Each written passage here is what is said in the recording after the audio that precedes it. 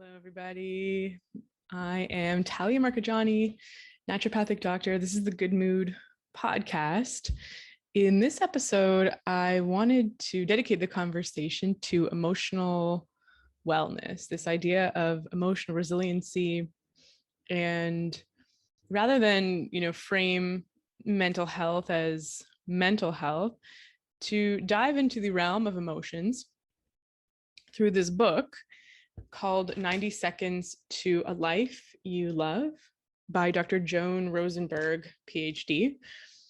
I was part of a business mastermind in 2020.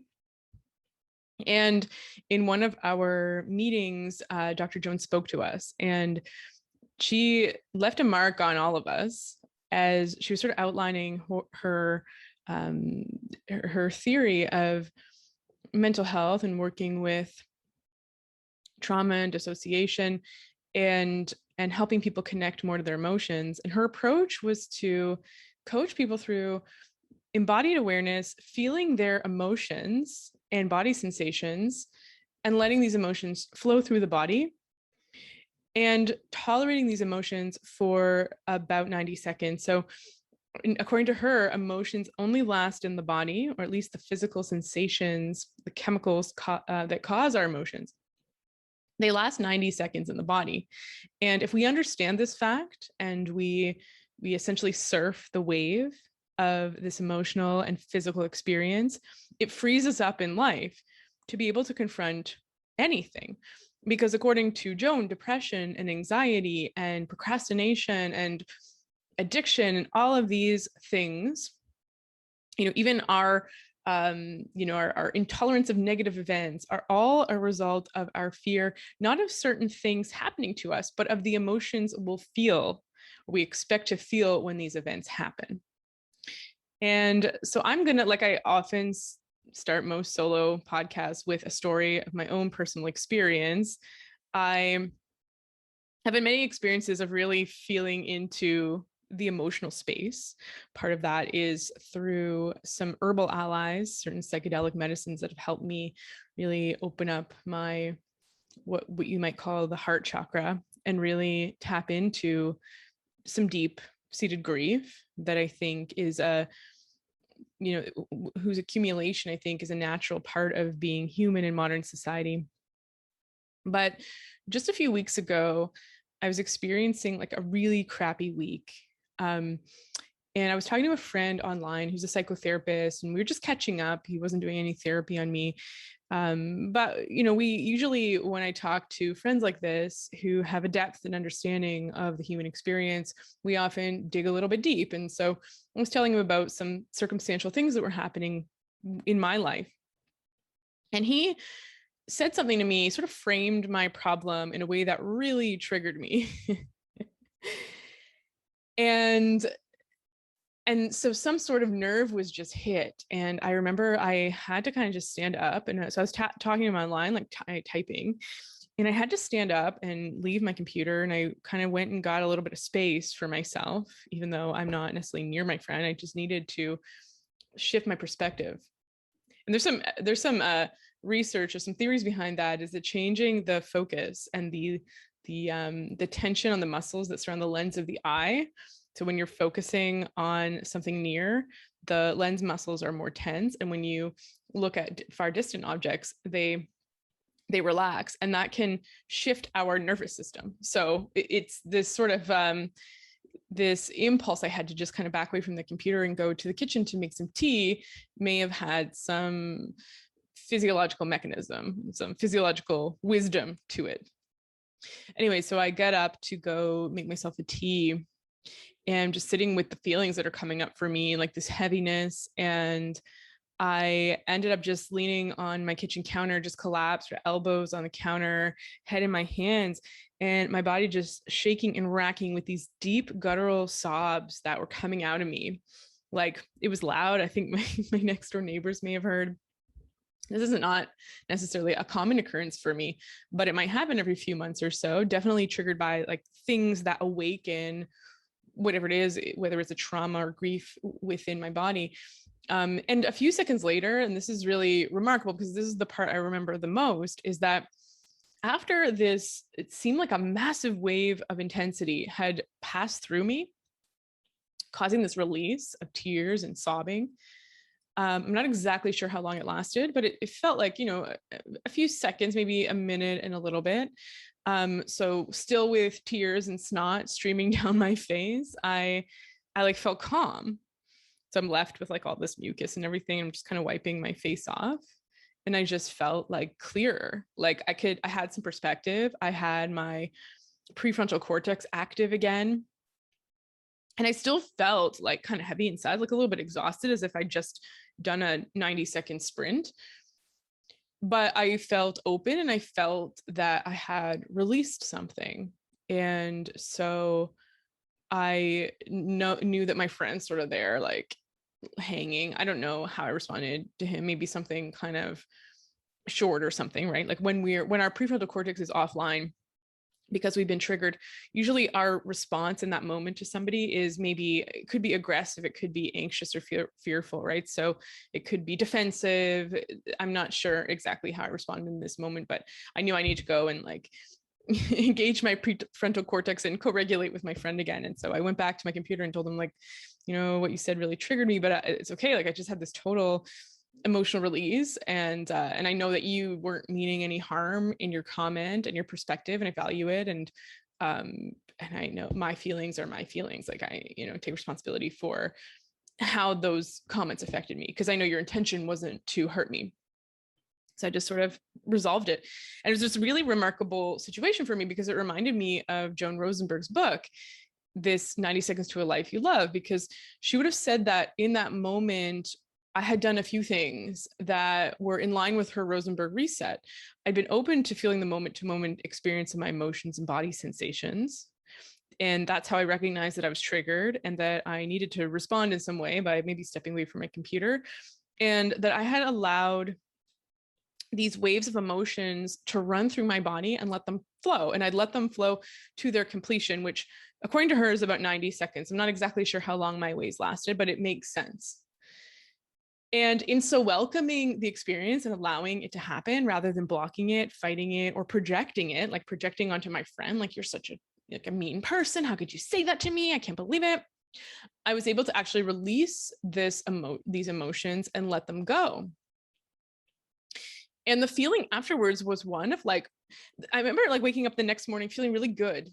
And so there was something cathartic about that large wave of emotion. But on a neutral day, I liken our emotional and mental and even physiological experience to being a boat on water. And sometimes the water is calm, although the boat's still going to rock a little bit.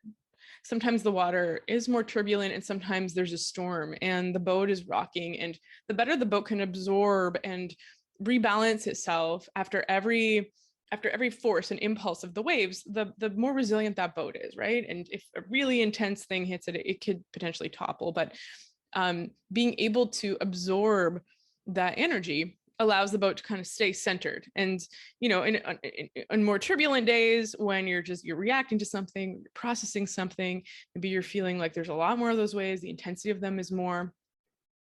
And then on just neutral days, like the next day when I woke up, I felt like very calm. And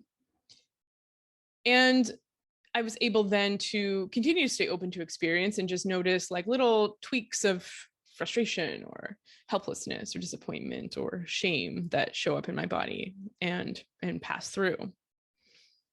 For many of us, avoidance is our number one strategy when it comes to our emotional life, right? Like we don't like to feel uncomfortable, especially in our society where we have the option. I mean, we never fully as humans have the option of being 100% comfortable, but we come pretty close. And this is the topic of potentially another podcast, but this might be to our detriment in many ways. We avoid unpleasant sensations like every other animal. And with that, we're going to avoid unpleasant thoughts and unpleasant feelings and unpleasant experiences. And we also don't like feeling out of control, which surrendering to emotions can make us feel. Emotions can be painful. There's research that rejection lights up the brain exactly the same way that physical pain does. And so in order to avoid unpleasant experiences, it's called experiential avoidance by some psychologists, we will distract ourselves. So we'll numb our bodies and minds to prevent these waves of emotion and bodily sensation from hitting us, essentially, from welling up inside of us, and we cut ourselves off. So perhaps is the equivalent of just kind of tucking down in your boat and pretending that the waves aren't happening. Now, these waves are still rocking us and coursing through us, but we've disconnected from them in a way. The problem with that, there's a few problems with that. One is that, you can't just cut off half of your emotional experience. When we numb and try and dampen negative experiences, we also dampen the positive ones. And what Dr. Rosenberg says of this is that it can cause a soulful depression, something that she calls soulful depression, which is the result of being disconnected from your own personal experience. And that includes your thoughts, emotions, and body sensations. Really, there's nothing else more to life than that, right? Like, what is here in present, and this is where mindfulness, philosophy, and various other philosophies like Buddhist philosophy come into play, where there really is nothing else but the present moment. And even if you're recalling a memory, that recollection is happening in the present. Even if you're anticipating the future, that anticipation is happening in the present moment. And if you're not accessing your experience, are you fully here? Are you fully called into being, into life?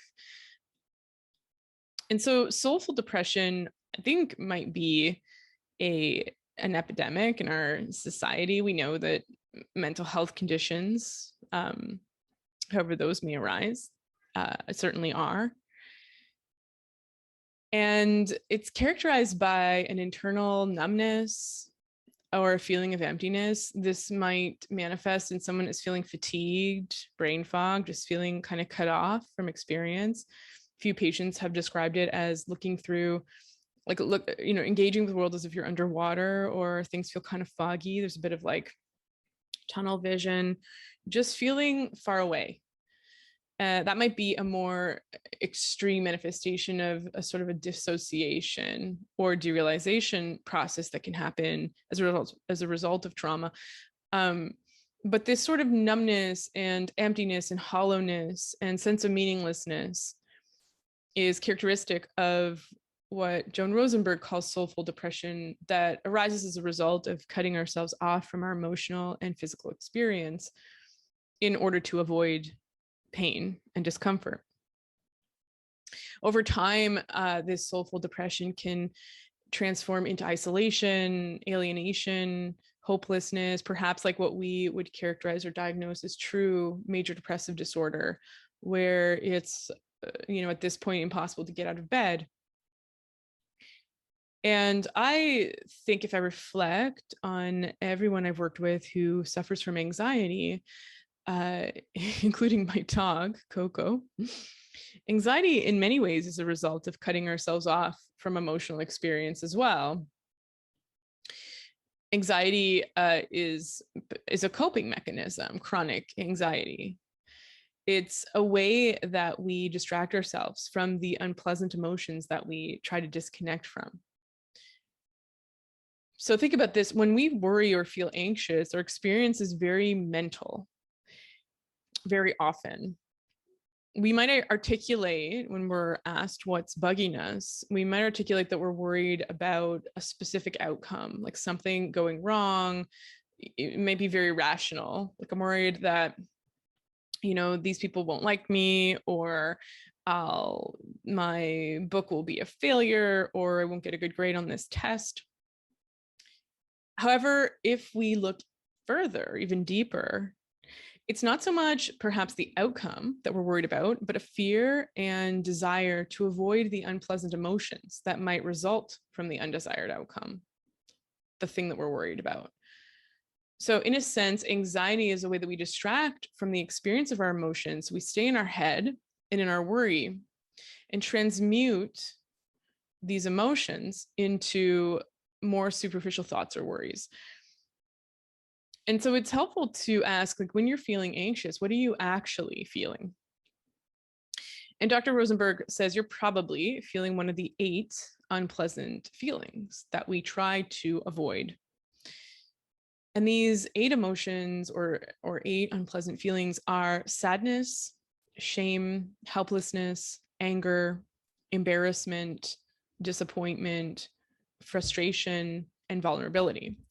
And I want to just grab her book for a second and tell you a little bit about how she describes and characterizes these emotions, perhaps to give us a little bit more language, because very often we have trouble identifying emotions. When you do cognitive behavior therapy with people, or mindfulness-based cognitive therapy, which is more my jam and more of the one of the modalities that I use and am trained in, is one of the things we do is parse our experience. So when there's a negative experience that hits us, it's kind of like a ball of yarn. It's a whole tangled mess. And it can be really helpful to parse out our thoughts, our emotions, our body sensations, and any resulting behaviors that we engage in as a result of that situation. And when it comes to labeling our emotions, people will sometimes have trouble because they don't show up too much in our language. Not always. We'll say things like, oh, I feel like, and then blah, blah, blah, blah, blah, like a whole sentence, which is actually a thought, not a feeling. A feeling is more of one word, a one word statement like sadness, shame, anger, frustration. And a body sensation is, maybe warmth and tingling in my limbs, or a heaviness on my chest, or I feel tension in my jaw. When it comes to identifying emotions, a lot of us are just talking about our thoughts. So, and a lot of us don't know how to articulate or even recognize certain emotions. So sadness is, it's temporary, as opposed to a depression, which is more of a permanent state. So depression, Joan Rosenberg says, is a persistent sad mood and an inability to experience positive emotions. And, sadness is more temporary. It's one of those 90-second waves that flows through the body. She writes, with sadness comes increased activation of our limbic system. This is our more like emotional lizard brain, I've heard it termed, our emotional brain. And it's composed of areas of the brain associated with memory and learning. And as a result, we are predisposed to attend to more negative stimuli. So when we're sad, we're more tuned to the negative in our landscape. And so we have a tendency to think of memories from the past, sad memories in particular. But sadness, and I don't know if you've seen the movie, oh man, what's that Pixar movie called about the emotions, but sadness has a positive side, of course, just like all emotions. Sadness has a use. It can inspire us to reach out to others and convey to them that we are in need of that we are in pain and in need of comfort. It also helps us approach those who are most likely to provide comfort and help us through difficult moments. If we learn that others are unsafe, however, we tend to avoid them, which isolates ourselves in our sadness and may prolong it. Shame is associated with the belief that one is inadequate, defective, flawed, damaged, or bad.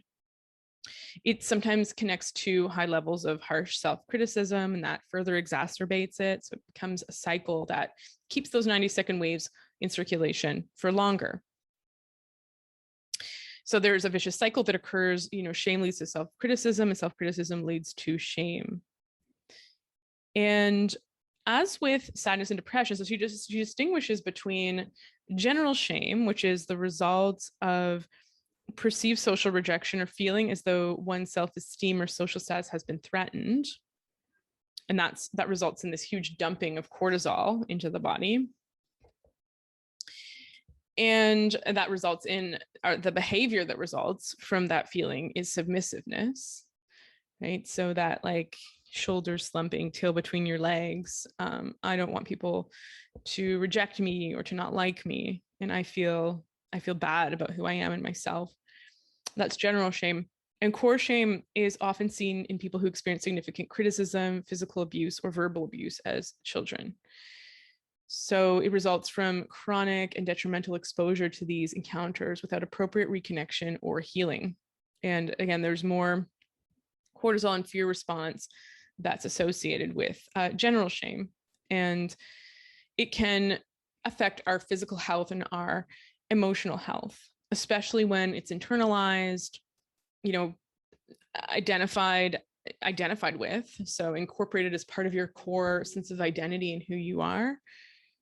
And it can lead to, issues with self-esteem, social withdrawal, social anxiety, vulnerability, depression. Helplessness is tied to feeling small, powerless, and vulnerable. And it's often elicited when you're unable to leave or have leave, exit, or have influence on an individual, an event, or a situation. There's a sense of being on edge, waiting for what's coming, and it's going to be felt in situations where you don't feel control.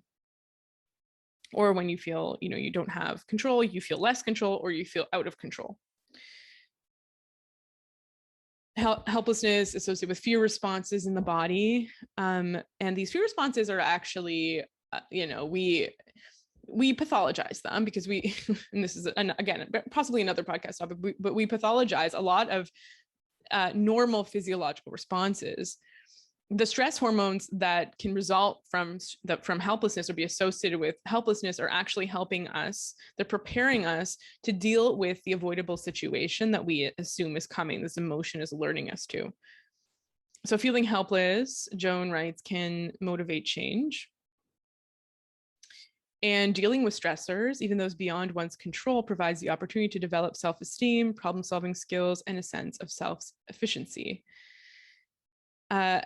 However, prolonged periods of feeling helpless, so being abused or neglected, can become long-lasting and damaging. And this is what Stephen Porges, in his theory, polyvagal theory, talks about as learned helplessness, or the dorsal vagal reflex, the shutdown response, can result.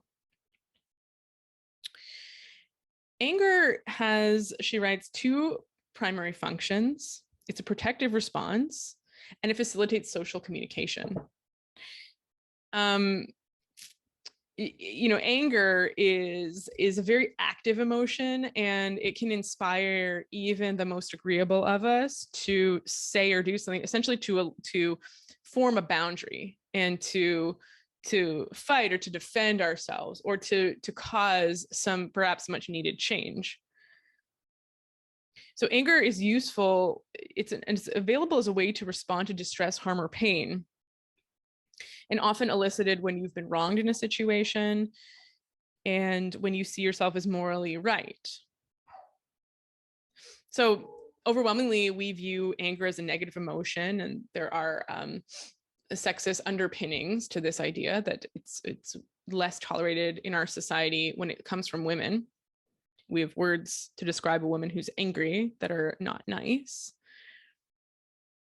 But it also elicits this protective pro-social responses. Like, think of the mama tiger, mama bear.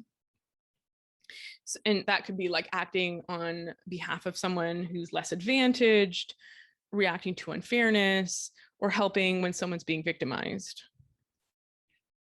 It reflects emotional investment. You're not going to get angry about something you don't care about, right? They say the opposite of love isn't like anger or hate, it's indifference. So when you feel angry at something, you have it reflects an underlying passion for the topic at hand or the person. It lets others know that they've hurt you and that they should not engage in similar behaviors. Again, it helps set boundaries. I used to think in relationships that I shouldn't show anger, that I should metabolize my anger and then present a very rational response to being wronged. And I received some insight from an ex-partner who said, but that doesn't elicit, it was really interesting, his comment. He's like, that doesn't elicit empathy in me. If you had been angry and yelled, it would have activated something emotionally in my body. that would have perhaps activated some empathy in me. And that was really interesting to think about. So she writes a few pages about anger, but the way that we metabolize anger, the way that we use anger, often it's our expression of anger, and this lack of control it can bring us, especially if it's been suppressed for so long. By the time it bubbles up, it can be destructive. But and then she talks about modulating anger in terms of acknowledging it, perhaps watching it rise and fall in the body, and then waiting. Like when I was triggered by my psychotherapist friend, a trigger can elicit anger. I think I was in some sort of fight or flight, but I think that my experience in that moment was because I was focused on that, the emotional sorrow that came up. I didn't respond from anger. Anger wasn't actually the core emotion that was triggered, or that resulted from that situation. However, I could have perhaps reacted angrily, right, to get him away, so I wouldn't have to receive that feedback or deal with that trigger. And it was really helpful to go back to the conversation once my prefrontal cortex was online, once I'd processed that emotion, let the sorrow, whatever was coming out through my body, riding out that wave, let all that come out of me, and then go back to the conversation and re-engage with my friend. That was really helpful. In her book, Joan talks about getting rear-ended by someone while she was driving. And so she said that she sat in her car, waited for the anger and frustration to pass through her body, then got out of the car and exchanged information with the person who'd hit her. And, in that way, she was able to be more effective in what needed to happen. Screaming at the person, getting violent, none of that would have been effective ultimately as a response. And so a lot of modulating anger has to do with feeling the emotions, but then also consciously responding. Embarrassment is an acknowledgement to ourselves and to others that we made a mistake or did something that went differently from how we'd hoped.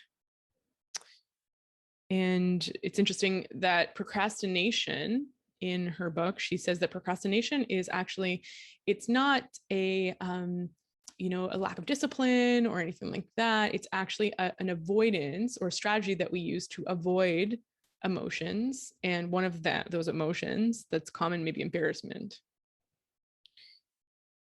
So embarrassment may show up as the physical sensations of increased heart rate, muscle tension, blushing, a rise in temperature. When people feel embarrassed, they typically decrease eye contact, they experience speech disturbances, they smile and move their bodies more. And it's very hard for people to tolerate. If you've ever publicly spoken and had embarrassment show up, it probably didn't go well for you.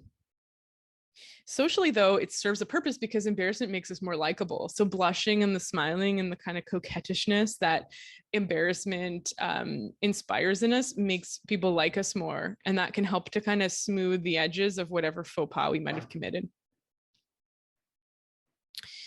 Others tend to respond to us when we're showing signs of embarrassment with more compassion, and especially when we're, conveying that we feel bad about what we've done. And this allows for healing and reconnection. It's sort of showing up apologetic. You see this in dogs where, dogs may commit like a little social faux pas, and then they show up with their tail down and they're four paws down, or whatever you call them. Their four paws down, whatever you call them. Like they have their shoulders hunched and they're coming back to reconnect and to repair the social relationship. Disappointment is experienced when we're faced with unmet needs, desires, and expectations. There's, hope, expectation, anticipation that something positive will happen, and yet we're met with an unwanted and unfavorable outcome. And this can highlight our helplessness and lack of control over certain situations. Disappointment can catch us off guard. That's why it's often a struggle for a lot of people. And while we understand it's a potential outcome, it can get dismissed. And unanticipated disappointment can lead to uncertainty, which is a state that's associated with unforeseen situations. Uncertainty is more fear-provoking than even the worst familiar environments. One of my psychotherapists said this to me. She said the misery of uncertainty is worse sometimes than the uncertainty of misery. Did I say that right? The misery of uncertainty is worse than the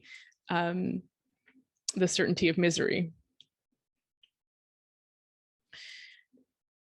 Disappointment helps us gain empathy and support from others, motivates us to reconnect, and it can be motivational. So a lot of people who've experienced disappointment may be motivated to persist and work harder.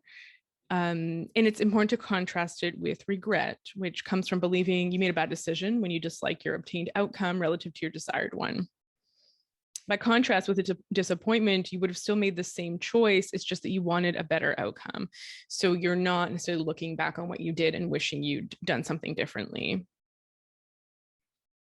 Another distinction between disappointment and regret is that disappointment in the feeling is the feeling disappointed in, as in I am disappointed in myself for doing poorly on the exam. It's a judgment. And this is true for shame relative to I'm ashamed of myself. In both cases, it's better to use the former when you're talking about feelings, not the latter. We have next frustration. It's associated with high levels of arousal or activation of the acute stress response, which enables us to respond quickly to perceived life-threatening situations by either fighting off the threat, fighting, or fleeing to safety. Frustration can be detected through elevated heart rate, respiration, muscle activity in the face, and it serves us by directing and sustaining attention, usually toward outside stressors or challenges. It can also be motivational. It challenges us to be more adaptive, and so that we can address and reduce a threat or stressor. Vulnerability is the last one, and it's interesting because Joan makes a distinction between non-conscious vulnerability and conscious vulnerability. Ultimately, vulnerability is, she defines it as an openness and willingness to be hurt or to learn. It's this awareness that we can be hurt. Non-conscious vulnerability is sort of our baseline level of uncertainty, and this idea that we're vulnerable mortal beings that are susceptible to danger, various dangers. We can all be hurt. We all experience this non-conscious or unconscious vulnerability, and we're not in control of it. Conscious vulnerability is one that we choose to lean into. This is where maybe we get serious about taking a personal, professional, or social risk, and we open ourselves up to being hurt. So laughed at, ridiculed, teased, embarrassed. So public speaking, engaging in athletic competition, putting yourself out there ultimately. And embarrassment and helplessness are feelings that we most often identify with vulnerability, or that we fear will arise when we're vulnerable. So she writes, I believe we are at our greatest emotional strength when we make the choice to be vulnerable. And Brene Brown would agree with this statement. And so, often when we're feeling anxious, because you notice that anxiety and fear aren't actually among the list of the 8 unpleasant feelings, if you dig a little bit deeper, you find that you're actually probably feeling vulnerable, which is an awareness, of course, like mentioned, that we can get hurt, that you can get hurt. And it often requires this willingness, this courage to put yourself out there, despite this very real possibility that you could indeed get hurt or suffer some more of the 8 unpleasant emotions like disappointment, embarrassment, or helplessness. But when we're able to stay open to, identify, and allow these emotions to come through us, Dr. Rosenberg assures us that we will be able to develop confidence, resilience, and feel more emotional strength. We will be more likely to speak our truth, combat procrastination, and bypass negative self-talk when we are able to access those deeper underlying emotions and thereby bypass some of these ways that we distract or dissociate. So she writes, your sense of feeling capable in the world is directly tied to your ability to experience and move through the eight difficult feelings, or the 8 unpleasant feelings. So imagine if you felt confident in your ability to tolerate these waves of unpleasant feelings, what you would be capable of. I mean, there really wouldn't be anything else to fear other than physical harm. You know, it would open up, you wouldn't mind public speaking if you were able to tolerate waves of embarrassment. You wouldn't mind, you know, putting yourself out there with this crazy idea if you didn't mind the waves of disappointment that might ensue. And if you're able to tolerate vulnerability, imagine how you could connect, the ways that you might be able to connect with people in your community, and how you may be able to really express your true and authentic self. And so there's an immense strength that can come with being able to tolerate these emotions. And this understanding that really when we're trying to avoid things and protect ourselves from things, what we ultimately might be doing is trying to protect ourselves from feeling these emotions. So she says, like surfing a big wave, when we ride the waves of the 8 difficult emotions, we realize that we can handle anything, as the rivers of life, or these waves of life, are more able to flow through us and without getting stuck and backlogged. And we can actually feel more present to our moment to moment experience, both positive and negative. And one of the most important skills involved in riding the waves of difficult feelings is to learn to tolerate the body sensations that they produce. So for many people, especially if you're new to this idea and you're like, okay, I'm going to start right now and I'm going to start to tolerate my body sensations.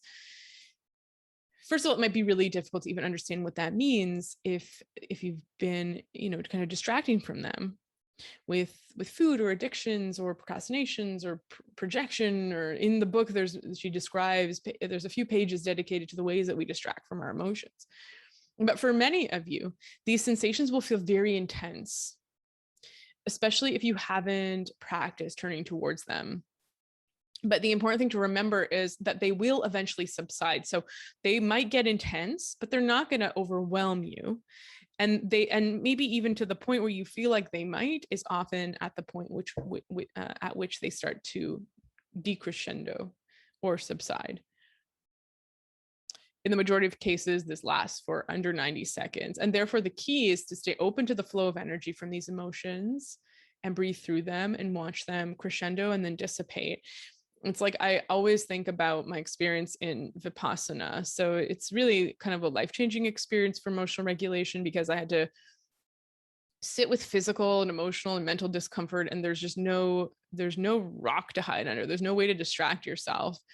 And so you have to watch what arises in your body, and then also at the same time watch the way we respond to this discomfort. And I learned about 3 to 4 days into it that it was my response to pain that created pain.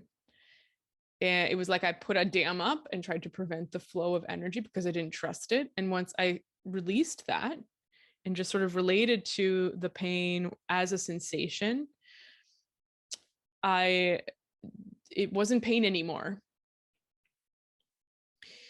And this idea reminds me of the poem by Rumi called The Guest House. And I'll read it for you. This idea, this being human is a guest house. Every morning a new arrival, a joy, a depression, a meanness. Some momentary awareness comes as an unexpected visitor. Welcome and entertain them all, even if they're a crowd of sorrows who violently sweep your house empty of its furniture. Still, treat each guest honorably. He may be clearing you out for some new delight. The dark thought, the shame, the malice, meet them at the door laughing and invite them in. Be grateful for whoever comes because each has been sent as a guide from beyond. And one of the reasons I was so drawn to Dr. Rosenberg's book in particular is this idea of the emotional waves lasting no more than 90 seconds. It's like sort of a revolutionary concept for me that was really captivating, that made me want to learn more. we're often daunted by these waves because they require our openness and our surrender. And it's difficult because especially if you suffer from anxiety, it's very hard to let go of the need for control. Really, anxiety is so much about wanting to control and prevent uncertainty. So if you have a time frame, it can help to allow you to sort of stick it out. I remember I was trying to swim across a channel underwater, and and I couldn't see, the water was too dark. And so I was really kind of swimming blind, and there gets to the point where you're just like, I'm at the limit of my breath. And it could have really helped me to know. So I'm like at the limit of my breath. I'm at the limit of my breath. I can't swim any further. Each pull, I'm like desperate for air. So I'm like, okay, I don't think I can take it any longer. So I come up for air, and I'm like 3 feet away from the wall. If I'd seen the wall, I could have pushed past that edge. Now, I'm not saying that this is the attitude to have towards these emotions. It's more like, if you know that these emotions are not going to keep spiraling out of control, that it's going to come at you like a wave that goes up, that gets fairly intense. And then as soon as it feels so intense you can't take it anymore, you get relief. It starts to subside. That can be really helpful for interacting with these physical sensations and these emotions in your body. After all, 90 seconds is sort of the length of a very short song. Like, think of, your favorite song. I mean, some of them are like 5 minutes long, but like, a really short song that lasts 90 seconds, you're probably hitting replay a bunch of times if you like the song. There's a lot we can tolerate for 90 seconds. And so I found this idea of the 90 seconds helped me and provided me with a sense of freedom. The 90 seconds thing, in the book, it comes from Dr. Jill Bolt Taylor. She wrote a famous book called My Stroke of Insight. And she has a really amazing TED Talk called The Same. So if you hit in your Google or your DuckDuckGo search bar, My Stroke of Insight, you'll get her 20-minute TED Talk. It's one of the top TED Talks. It's really wonderful. She had a stroke that shut off her left brain, which is sort of the more rational, analytical brain. And she was left with just her right brain experience. And it was almost like this psychedelic experience. She's like, I had no boundaries. I was just pure emotion and connection. So it allowed her to dive deeper. And she's also a neurologist or a neuroscientist. And so for this to happen to a neuroscientist who has the ability to look into, to have had that experience, and then to look into what mechanisms allowed that experience to happen to her is really remarkable. She states that when an emotion is triggered, chemicals from the brain are released into the bloodstream and they surge through the body, and this causes the body sensations that are associated with certain emotions. And so, like a wave washing through us, you get this initial surge of energy, this initial rush of chemicals that flood the tissues, followed by so it's like a rush, followed by a flush as the chemicals leave. The rush can show up as like blushing, heat, heaviness, tingling, and the whole thing is over within 90 seconds. And at that point, the chemicals have left the body and been flushed out of the bloodstream. And so Dr. Rosenberg, knowing this information, she created something called the Rosenberg Reset, and it involves 3 steps. One is to stay aware of your moment-to-moment experience.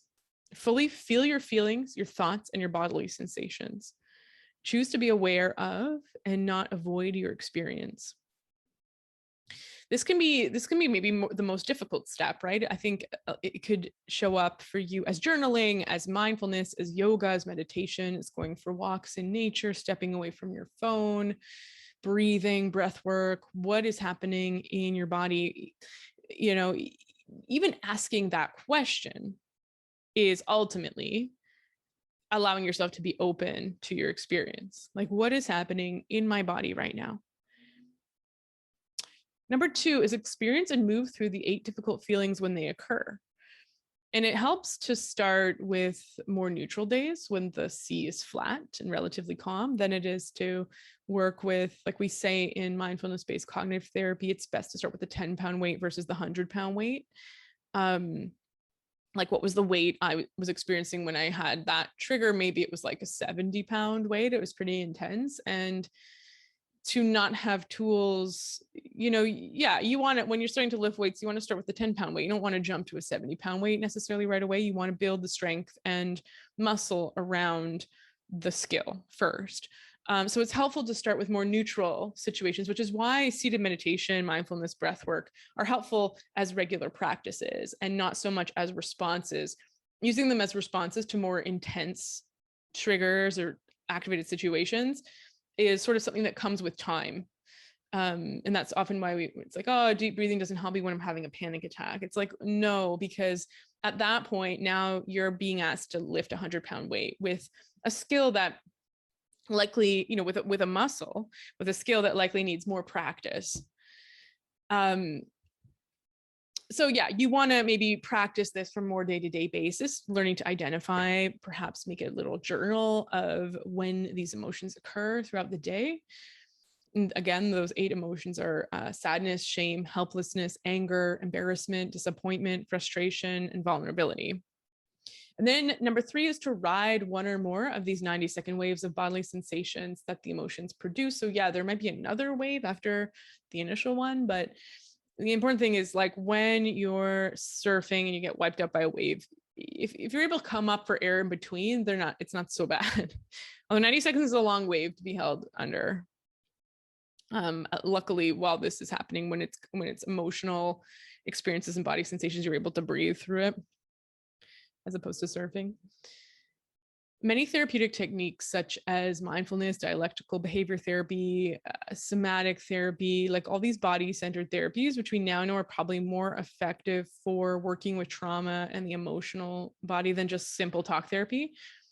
They utilize some of these principles, if not all of them. And so part of it too is this idea of expanding the window of tolerance, and this happens through the practice, and remaining open to our physical and emotional experience so that we can allow energy to move through us more gracefully, and then unlodge some of the stuck energy and stuck emotions that can start to backlog as we, throughout the years have repressed and tried to avoid these sensations. Sometimes we can get stuck underwater or hung up in the crest of a wave, right? So when people, like, even for me, I was like, is it true? 90 seconds? And so what can prolong this wave, this 90-second wave? What can make it last longer than 90 seconds? Or what can keep activating the waves? So rumination is one. When we keep ruminating on the trigger, and high levels of cortisol, our stress hormone, can prolong these waves. We may be more susceptible to this if we have a narrow window of tolerance, which we can work on expanding through this practice, funnily enough, due to trauma. And she writes, maybe deep trauma is not the best practice. You might want to work with someone. And I'm going to talk in a little bit about this idea of purging. And so many of us can get stuck in the mind, right? Whether we have experienced significant trauma or not. And when we ruminate on an emotionally triggering memory over and over again, perhaps because we want to solve it or understand it, which often doesn't come from the mind, ironically enough, we can prolong these waves of negative emotion. And we might be more susceptible to this, yeah, like I said, if we are dealing with more trauma. And so we're continuing in that way to activate the chemicals in our body that produce the emotional sensation. And therefore, we're never really kind of getting resolution from the wave. It's the mind, that is keeping us stuck, and the harsh self-criticism potentially that can cause these feelings to linger. So there's a book called When the Body Keeps the Score. And there are many, many practices that work with this idea of like stories and memories, grief, terror, rage that can become lodged and stuck in our bodies and our energetic tissues, like even in our fascia. When we've blocked these waves of energy, like these little unpleasant emotions, or when the waves are too big, we can start to build up walls around them, and we can prevent the flow of energy from moving through us. We compartmentalize this flow. We shut away the emotions, and these little 90-second waves might start to build up, creating energetic and emotional blockages in the body and in our tissues, or in our sort of like energetic body. In Vipassana, they call them sankharas, and they describe them as these heaps of clinging from mental activity and formations that eventually solidify and get lodged in the physical body, and they manifest as sensations. And they told us that that was what was showing up as pain. Like you would feel all this stuff happening in your body, like weird tension and numbness and all these little inconsistencies in the physical sensations of the body that weren't necessarily apparent when I was just walking around. Like it was only when I was deepening my meditative practice that I started to notice these sensations. And by going even deeper into them, we would release and transform them and heal them. And sometimes what would happen as we were doing this is people would have these big emotional releases, like sobbing fits, anger, purging, bowel movements. And it's interesting because I think of a lot of trauma work, there seems to be this theme of purging that's associated with a lot of modalities that work with very deeply held trauma. So like breath work, plant medicine such as ayahuasca, and other energetic healing modalities, they often encourage this sort of purging, like a clearing of sludge that tends to accumulate in the body, this energetic sludge. And my friend and I were having this conversation, another friend of mine, because she has a daughter, and my friend's very naturopathic, and her daughter's about 2. And she's like, my daughter really rarely gets sick. Like she'll randomly vomit. She'll sort of like just have this day where she vomits, but then it's kind of hilarious because once that's done, she's back to running around again and playing and everything. And that's very different from how adults get sick, right? Where we're sort of out for a while, like whatever it is, the virus, the bacteria, or the toxin overwhelms us and it takes us out as our body tries to repair. And she's like, it doesn't really happen for her. And I told her, I'm like, it kind of reminds me of like a mini ayahuasca ceremony, right? She's purging something and then she's good again. But it's not as intense and violent because there's possibly, in a 2-year-old, not as much accumulation of emotional, energetic, or even physical toxins. And I'm like, maybe babies are always in some sort of ayahuasca ceremony. They're just sort of flowing through the rhythms of life. And this concept comes up a lot in natural medicine, right? We talked about acne, perhaps as a purge that, is something to sort of be happy about because it's better out than in. We're purging toxicity, we're purging stuff, rashes. Like sometimes people, when they take on a new lifestyle plan, they can experience rashes, diarrhea, like stuff coming out, fevers. And I believe this ability to cry, to purge, and just to excrete from the body is likely key to emotional healing and very likely physical healing as well. I was listening to the Aubrey Marcus podcast. He was interviewing this woman named Blue, BLU. And she was describing this. She's working as a facilitator in a plant medicine ceremony. And she was describing somebody's processing something. She called it a story, but basically like a stuckness in this person's spine that she facilitated the moving of. So she went over, placed her hand on the area and sent it love and permission to move. And she said, I didn't have any attachment to this particular story. And so it could flow through me in a way that it wasn't able to in the person. And then it was purged and it was released. And now this person is free of this blockage, this sankhara. So fevers, food poisoning, deep fitful spells of sobbing.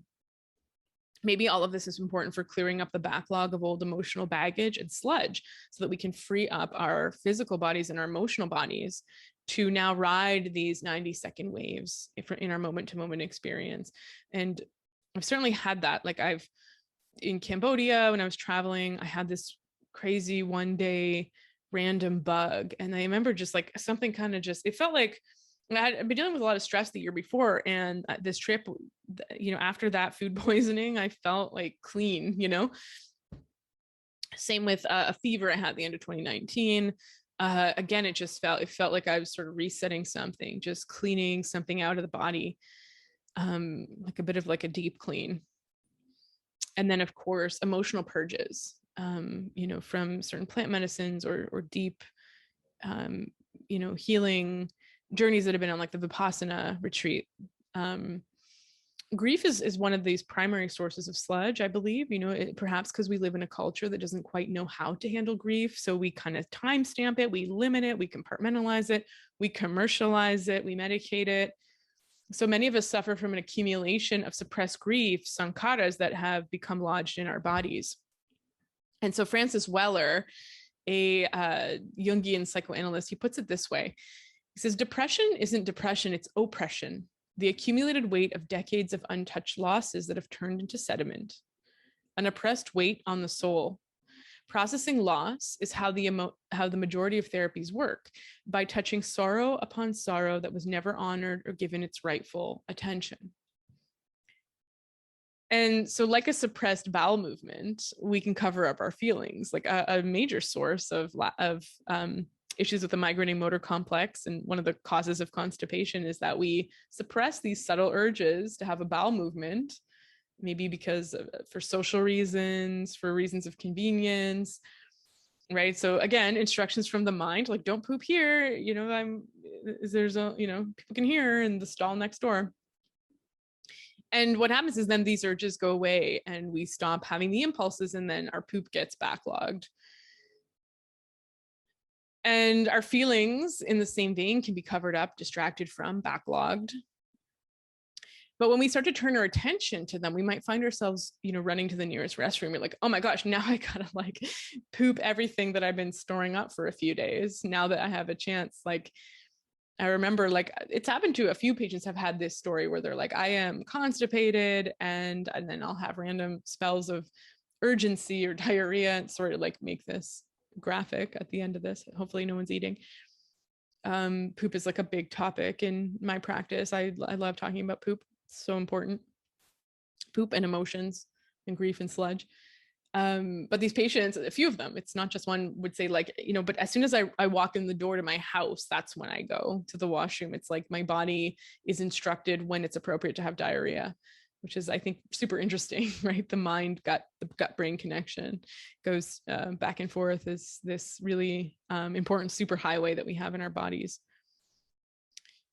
So, once we sort of give our bodies permission, maybe then you're on the toilet for a while, purging. And so if that's happening, on an emotional plane, physical plane, it's, possibly helpful and probably preferable to get in touch with someone. And that could be, whoever your spiritual doula or shaman or, energy worker is, your psychotherapist, your naturopath, whoever you resonate with and you feel could hold your story and help usher and support this release of energy and help you feel safe would be helpful. Someone who can help you process these large surges of energy that your body might be asking you to purge. Somebody who's there to help you expand your window of tolerance, which we paid a little bit of lip service to, but our window of tolerance is our ability to tolerate these sensations and emotions without going into hyper arousal, like full fight or flight, or hypoarousal dissociation. Like, can we stay present to what's happening and tolerate them? And our window of tolerance can be quite narrow at first, especially if you've had a history of trauma, and it can be wide in others. And really learning how to lift that 10-pound weight over time can help us expand the window of tolerance to be able to handle the 100-pound weights when we're faced with them. And I believe through this process, we can sort of set our dial to physiological neutral. And with courage, we can turn towards our experience, our emotions, and our body sensations. And we can start to learn how to surf them. And even if we wipe out from time to time, we might end up coming out the other side, like finishing the wave, kicking out, sort of like when you finish the wave and you jump out the back to take another one. As Rumi says, laughing. Greet them at the door laughing. And the only way out sometimes is through. As Jon Kabat-Zinn says, you can't stop the waves, but you can learn to surf. And thank you for listening. catch more of these episodes. If you like this podcast, please like it, subscribe to my YouTube channel, subscribe to the podcast wherever you're listening. Stay tuned for more. As I said, I have some solo episodes that are going to come out. I'm trying to be more consistent with it. Probably twice a month is a good consistency. I'm now paying to edit the audio, so I'm trying to get the quality up there for you guys.